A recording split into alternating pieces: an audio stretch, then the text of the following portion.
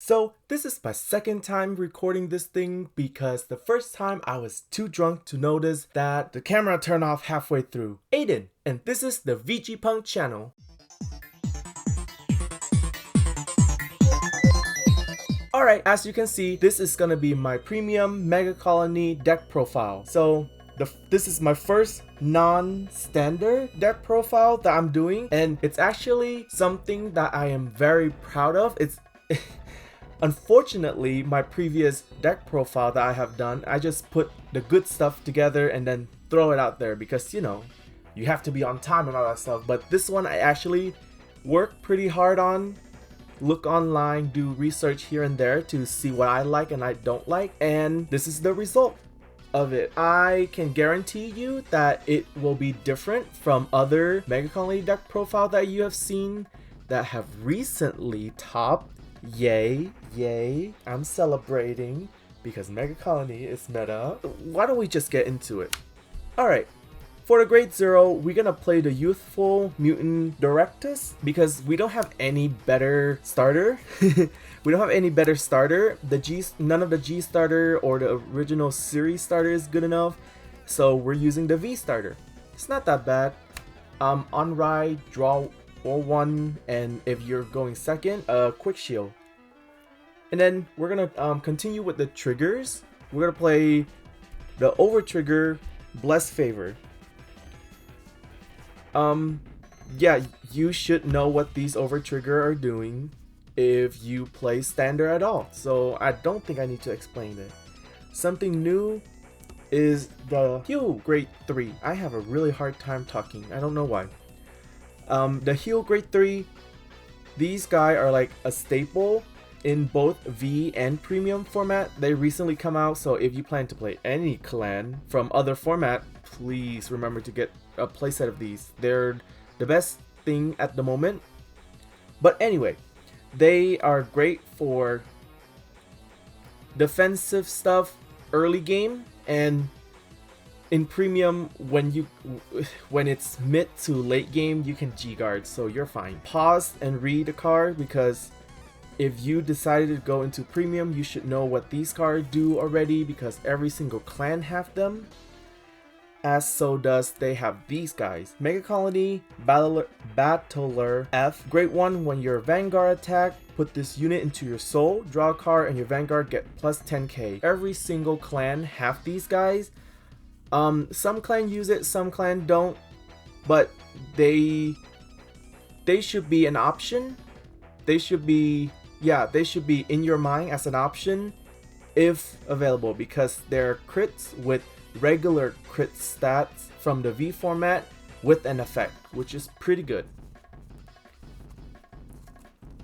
Next up is what I would consider a staple if you chose to play any deck in premium format, and these are the Stry Crit Fodder, if that makes sense. I don't know what these are called, but they're grade 0 crit trigger that can be discarded for Stry cost. And these guys are almost all deck. I would say all deck in premium play them. I haven't not heard of a deck that do not use them, because crits are great. And crits with effect are great. And crits with effect that help you Stry, which is one of the main mechanic of premium, are great. Next, I'm gonna play the front trigger from standard format that give you 5k, so it's a 20k front trigger. Yeah, in this deck specifically, after the Vanguard attack, most likely, the way I play it, you most likely will have standing rear guard, so front trigger will just give them extra power, and your Vanguard extra power too while they're at it. Now, moving on to grade 1. If you have noticed, or if you're someone who already dabble in V and premium format, I did not play draw trigger that are PGs. Instead, I play these grade 1 as my PG. Beside the perfect guard effect, they also have act in drop zone. Choose 2 copy of this guy and bind it from your drop zone, and then you get to draw a card, and then you get to soul charge or counter charge. they just give me more resources, and there will be a card later that basically show you why I run that card. Next card is also a resource. Mutant Gentleman High Class Moth. I would say this is a staple across all Megacolony deck at the moment. They give you in the soul or deck, he is regarded as a grade 3, which is great because there are many cards that can bring him out because he is pretending to be a grade 3. And then axe skill on rearguard circle, rest him and put a normal unit from your drop zone to the bottom of your deck. That cost is important.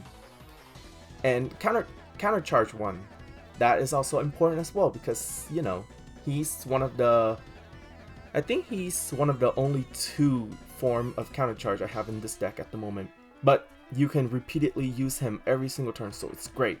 And then the less important part of the effect is that you can choose an opponent rear guards and it cannot intercept.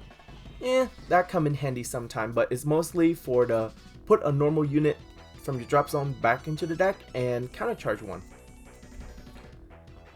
And then the next card is Clear Breeze. Her effect is when she is placed, I can discard a card from my hand and then draw a card. And if I discard a grade 3, I get to put a cradle marker onto my opponent rear guard. Now the cradle marker doesn't really matter that much. It's like the cherry on top kind of thing where if you get it, you get it. If you don't, then it's fine. But it's the discarding that you care about because there are certain cards in this deck where if you see it in your hand, you would rather have it in your drop zone. Now the next card we play is the new MVP of the deck. I wouldn't say the MVP, but he's pretty important because he is the reason why a lot of Megacolony deck is topping right now, and this is Brilliant Blister. His old version is stopping Restander, Vanguard Restander, but his new version allowed you to, let's just read through the effect. Back row rear guard at the end of your turn. If the opponent does not have any standing unit, you may return this card to your hand. If you return it and your hand is 6 cards or less, Soul Blast 1 and draw a card. Now what you can do with that first effect is that, let's just say turn 1, you going first, ride onto a grade 1 with the starter in the soul, and then you have a copy of him in your hand, call him down, end your turn. It doesn't matter if you attack or not, but call him down to the back row and end your turn. Most likely you will have 5 cards in hand at that time, since you're going first, so you don't have quick shield. Now, at the end of the turn, the opponent will for sure doesn't have a standing rear guard, so you'll bounce him back, giving you 6 cards in hand, and then Soul Blast, use his effect, Soul Blast out the starter, draw a card, so you have 7 cards in hand. Pretty great resource. Not a problem if you weren't able to do that during your first turn, but it's there. Now the last great one I play is the reason why I play the PG that I play. Sleeve Tucking Bell. What she does is that when this unit is placed from anywhere, you may put all your cards from your bind zone back to your drop zone, and this card get plus 5k for each card you put. Now remember, these PG bind 2 copies of itself. So if you bind, and it's not, I should slow down, bind 2 copies of itself, so you could just bind them, call Bell, put them back, and then do it again. And imagine if you have 4 PG into your drop zone. Ooh, that's great. The plus 5k doesn't really matter that much, but it's there for the cherry on top. And she also is good against Narukami, so we ain't gonna complain about that. Moving on to grade 2. This will be where I take another shot in the lost video that I will not post.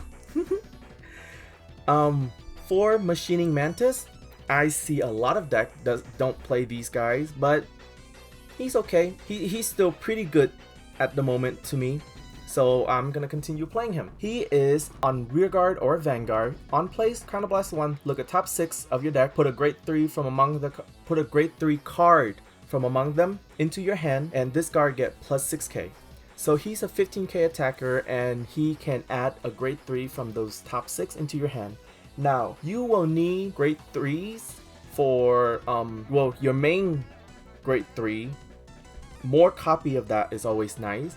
And then one of the order that you need in this deck is also grade 3, and you can grab the, wait, 2 of the order of this deck is also grade 3, so you can grab those as well if you see them, and then hopefully you can discard them for PG maybe. The next card also had to do with orders, and this is Shadow Cloak from standard format, more specifically for the Zorga deck. But on place in the rearguard circle from hand, you get to search through your deck for an order and just put it into your drop zone, which is great. You need those order into your drop zone, especially before you reach grade 3.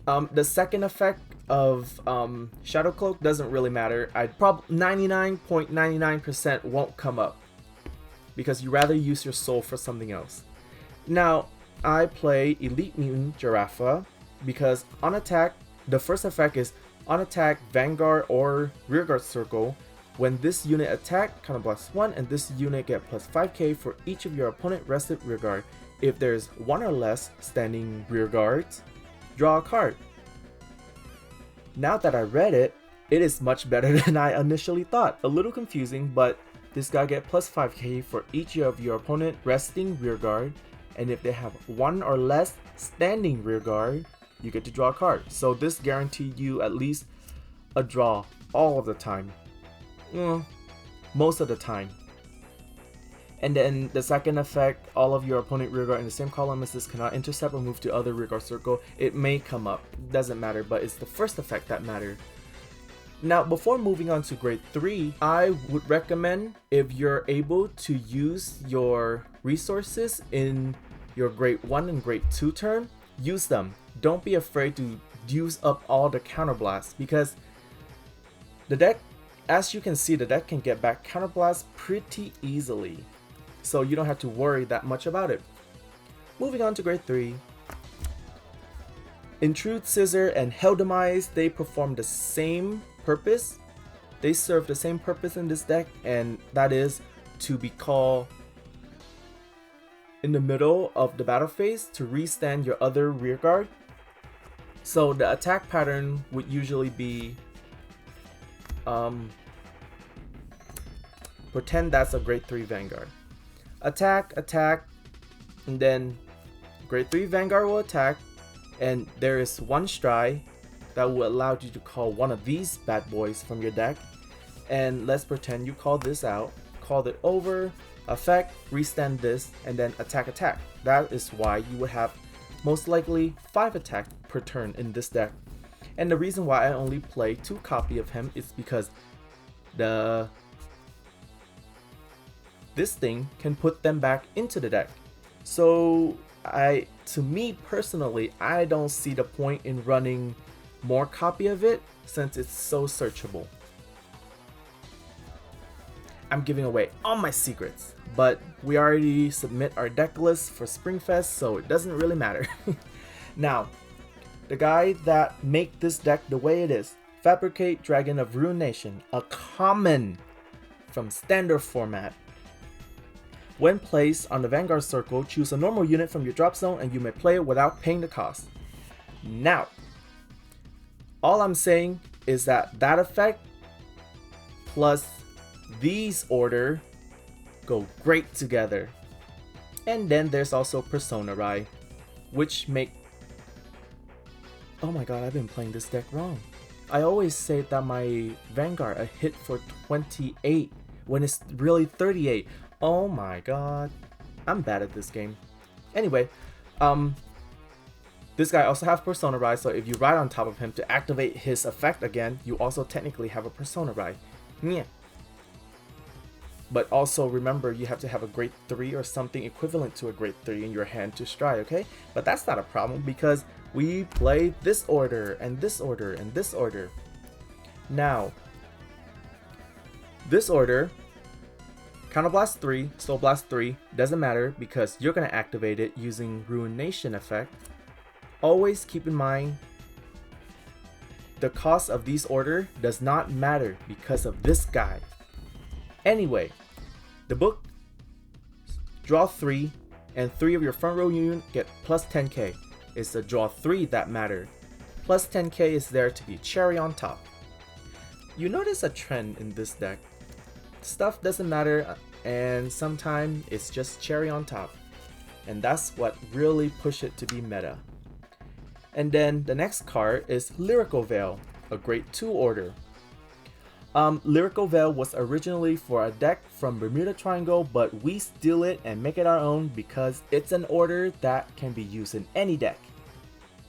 Anyway, choose up to 2 grade 2 or less from your unit card from your drop zone, call them, and then choose any of your opponent rear guard, and until the end of your opponent next turn, they get intercept and can intercept from the back row.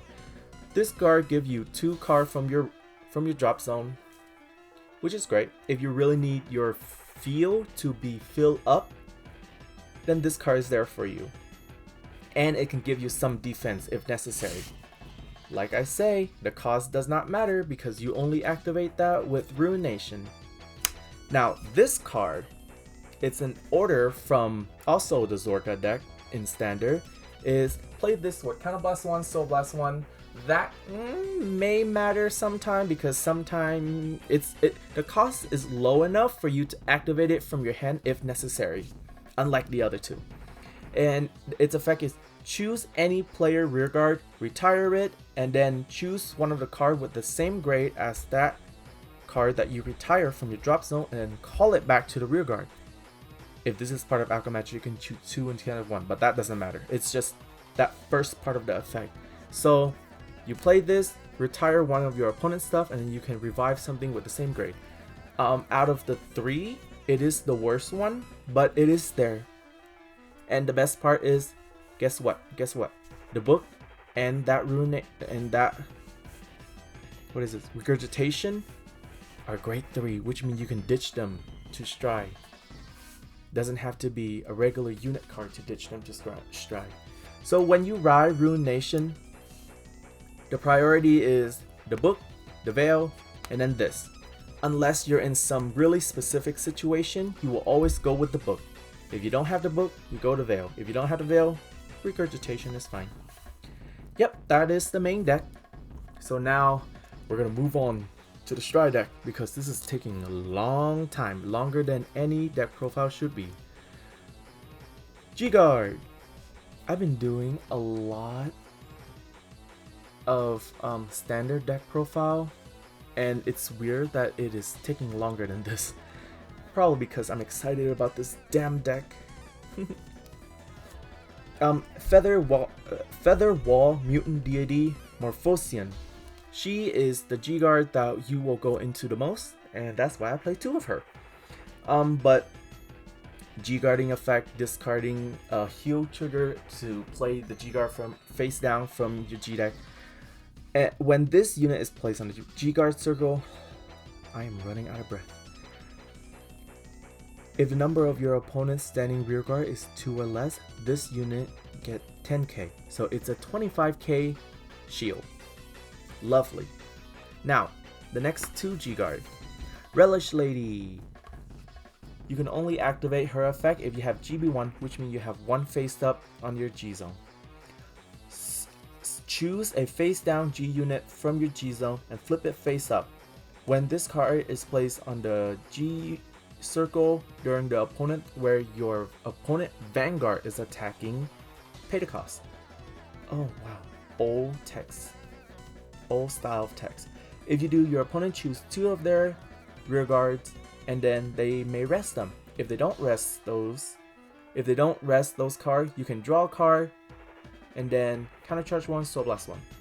It's okay. I'm just using it there because I'm just using her there because I need 4 G-Guard. You can play more copy of Featherwall instead of Relish Lady, but I like having the option. And then the next one is Grease Fort. His effect is on place in G guard circle in the battle that your Vanguard is attacked by the opponent Vanguard. You can Counterblast 1, rest all of your opponent rear guards in the back row, and this guard get plus 5k.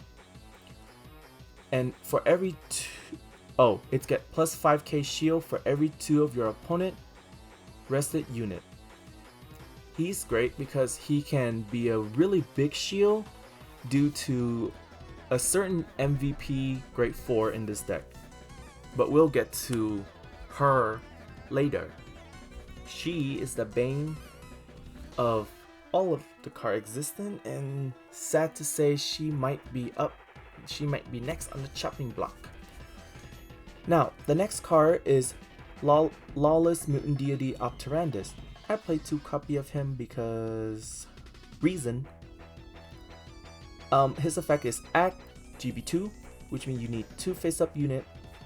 Counterblast 2 and choose a card from your hand and discard it. Your opponent cannot call units to the rear guard until the end of your opponent next turn.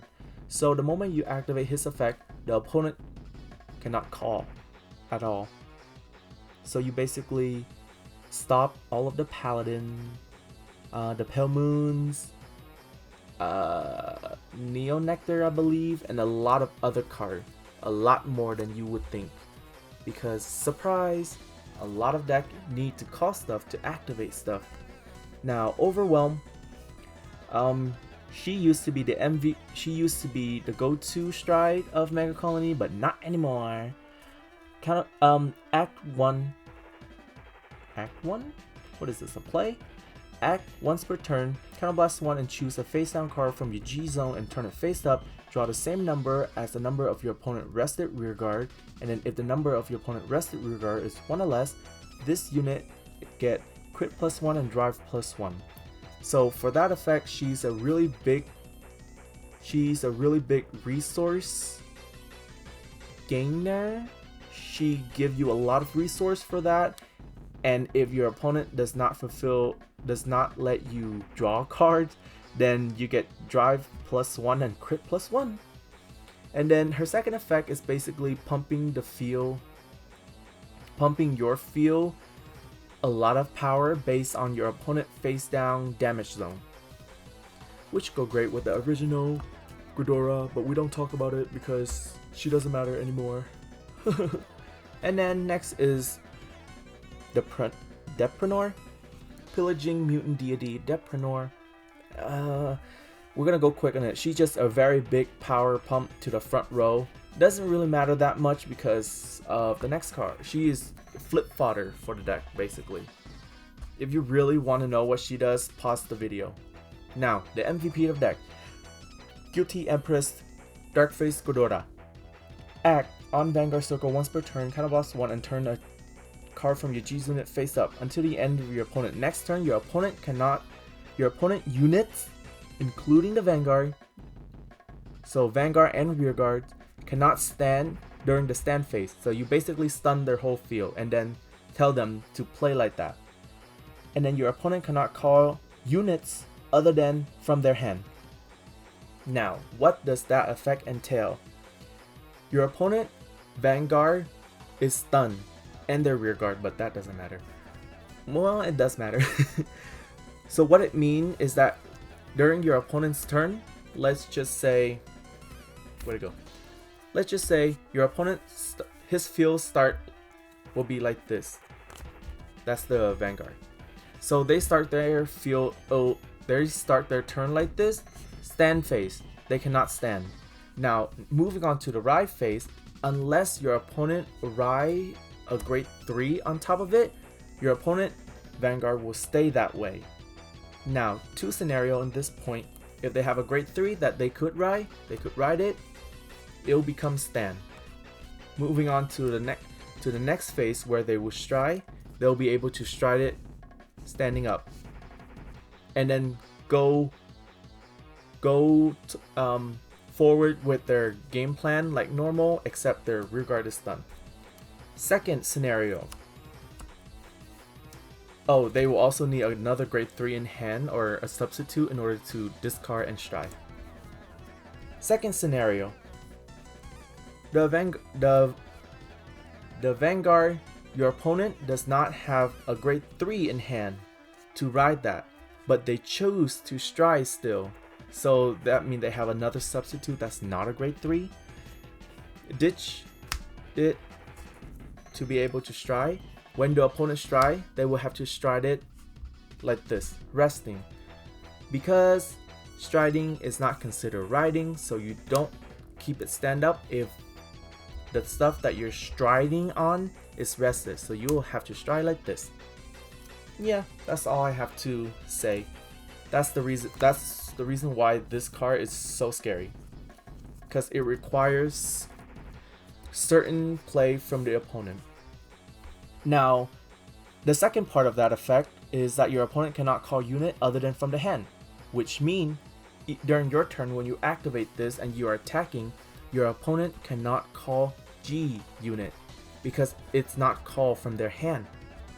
So they have to guard it with the heal trigger, which is great because G unit of other deck is bloody great. And then the second effect is also important as well. The second effect is the reason why we have 5 attack in this deck. Auto in Vanguard Circle, when this unit attack, Soul Blast 1, search your deck for a grade 3. For a grade 3. One of these would be lovely. And then call it to a rearguard circle. It get 10k and then shuffle your deck. Now, you see why these two cards are great and I only play one of each. Because when I play the other one, I will use the Gentleman to put one back into the deck from the drop zone. So that's why I only need one of each. There will be specific situation where I will lose one of these, which slow down my deck, but those situation does not come up a lot. Anyway, yep, that is the deck profile that I'm gonna go with for Springfest 2022. For the premium format, ooh, something just flew past my face. Yeah, a couple of choices I made in here is the reason why I say it's different from other Megacolony order based deck that you will see winning tournaments now. I'm not gonna say mine is better, nor will I say mine is worse, because I technically have not played it in a tournament. Springfest will be the debut of this deck in a tournament setting. I have played it against other deck in the format, but it's more casual play, so I don't know how seriously my opponent was taking it. But I was playing against Aquaforce, Narukami, and Shadow Paladin, Luar. One deck is meta? Yeah, it's meta before the ban list hit. One deck is meta, one deck is both of the other two deck is casual, but one of them kinda counter this deck, but I won all 3 of those games, so I think this deck will do fine. I will probably tweet more about it if whether or not I can go far with this deck, so look out for my tweet. Follow me on Twitter, VGPunk Aiden, at VGPunk Aiden. Yeah, so this is my second time recording this video, and the reason was the video was really messed up the first time because I was drunk. I thought it would be funny to take shots while filming the video. Don't tell my parent I do that or else they'll be mad. But yeah, it's really difficult. Like, there's so much choppiness in that first time I film it that I was like, it'll be faster just to record a new one. But yeah, that is my deck profile. By the way, I got this deck box specifically for this deck, and it's the Return to Earth deck box from Ultimate Guard. And the proceed, when you buy these, it goes to planting more trees. So I would recommend, if you and it's $10, it's around $10 ish, depending on where you buy it. And I would recommend getting these instead of your regular deck box if you choose, if you're like making a choice between deck boxes that are $10, because I think these are great because it's helping the environment. I try to be as sustainable as possible, and I love these.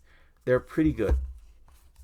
Pretty good. Have not I throw these around a bit, and they have been keeping my stuff intact. So I would recommend these. Gonna probably go get more. But yeah, that's it for today. If you're going to Springfest, in Southern California, and if you recognize my voice, because, or if you recognize half of my face, come and say hi. But with that being said, remember to take care of yourself, and I'll be seeing you real soon, my love. Wow, really soon, because April 2nd and 3rd are coming up.